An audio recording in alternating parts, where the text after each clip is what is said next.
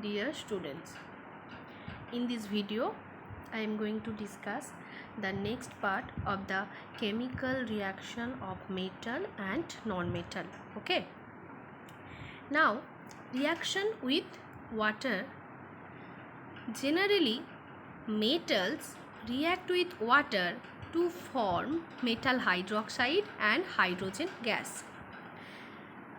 Now see, being highly reactive, sodium and potassium react vigorously with cold water and generate a lot of heat.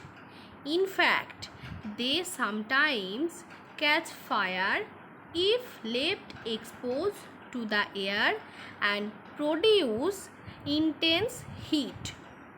This tendency of suddenly bursting into flame on its own is known as spontaneous combustion. So, metals like potassium, sodium and calcium react vigorously with cold water to form their respective hydroxide and release hydrogen gas. And you know that a large amount of heat is also released with this reaction, and those reactions in which heat is released are called exothermic reaction. Remember it. Calcium also react very vigorously with cold water. This fire is because of the hydrogen produced in the reaction. As you know that hydrogen gas burn itself. Okay. Now magnesium. Magnesium reacts only with hot water. Iron and zinc react with steam. Aluminium initially reacts but stops further reaction due to the formation of layer of aluminium oxide. Copper, silver and gold do not show any reaction with water. Okay, so metals like platinum, gold, silver and copper do not react with water at all. Okay, see the reaction. Sodium react with water, form sodium hydroxide and hydrogen gas. Magnesium react with water, form magnesium hydroxide and hydrogen gas. Iron react with steam, form hot water, it form iron oxide and hydrogen. Okay, see this. Aluminium does not react with water because as soon as it is exposed to air, it reacts and forms a layer of oxide, that is aluminium oxide, on its surface that prevents further reaction from taking place. Now next, gold and platinum are widely used in jewelry because they do not react with oxygen and water. They do not tarnish or undergo oxidation. Hence, they are extremely durable. Okay. Now, non-metals. Under any condition, non-metals do not react with water. Remember that.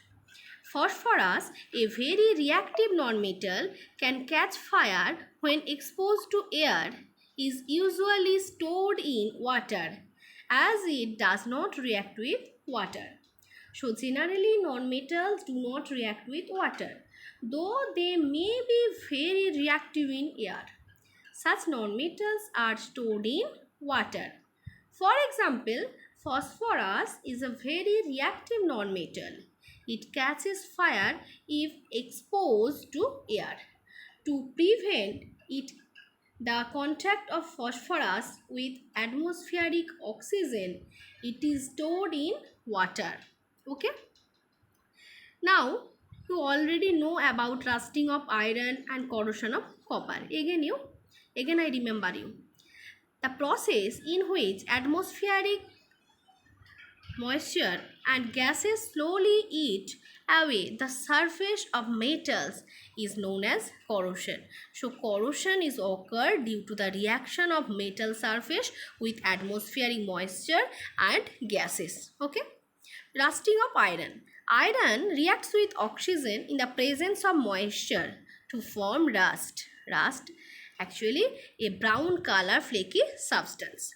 The chemical composition of rust is Fe2O3.XH2O. We have learned about the process of rusting and the condition necessary for rusting in earlier classes. In class 7, you already learned it in the chapter Changes Around Us, and you know that in the rusting of iron is a chemical change. Rusting of iron is a chemical change, and the condition is needed, that is presence of oxygen and presence of moisture. Okay, presence of oxygen and presence of moisture, both are responsible for rusting. Corrosion of copper. Copper reacts with carbon dioxide in the presence of moisture to form a green substance, which is a mixture of copper hydroxide and copper carbonate. You already know that. Okay, and this is a green substance, that is basic copper carbonate, copper hydroxide plus copper carbonate. Now corrosion of silver. Silver react with hydrogen sulfide gas present in the atmosphere to form a black colored substance known as silver sulfide, Ag2S. Corrosion of metal objects can be prevented by oiling, painting, greasing, and by coating a layer of another metal on them. You already learned it in class 7. Corrosion of metal objects can be prevented by oiling or painting, greasing, or by coating a layer of another metal on them. The process of coating iron object with zinc is known as galvanization. For example, the iron pipes used for supplying water in our homes are galvanized to prevent rusting. Okay.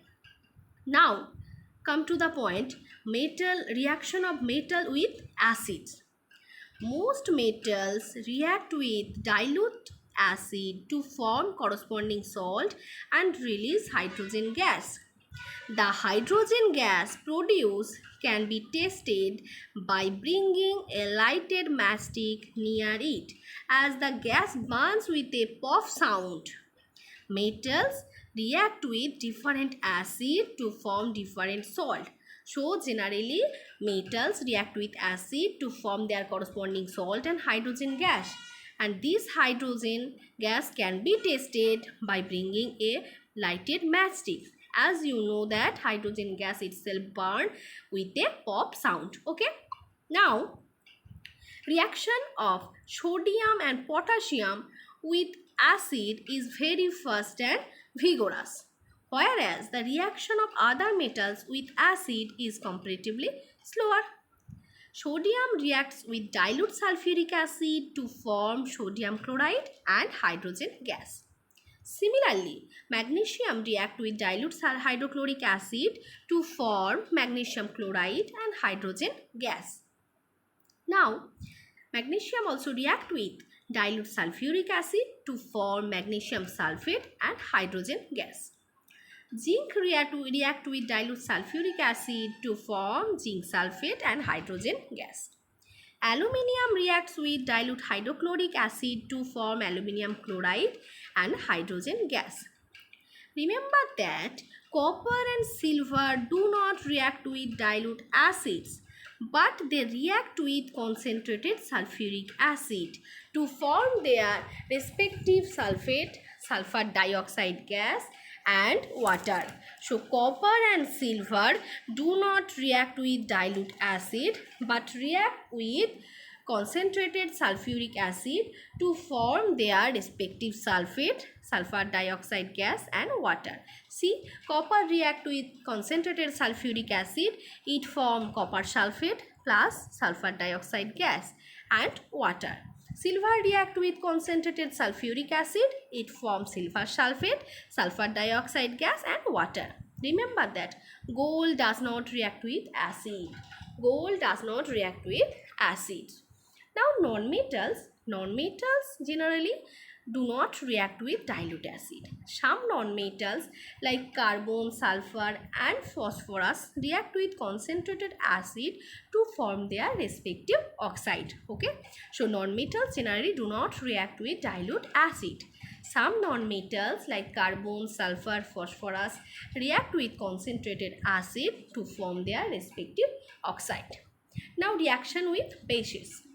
Metals. Only a few metals like aluminium, zinc and lead react with strong bases like sodium hydroxide and release hydrogen gas. So metals also reacts with bases and form hydrogen gas. Non-metals. Reaction of non-metals with bases are very complex and will be dealt with in higher classes. Okay. So now you remember that metals, only a few metals like aluminium, zinc and lead react with strong base like sodium hydroxide and release hydrogen gas. This is up to your today's lesson.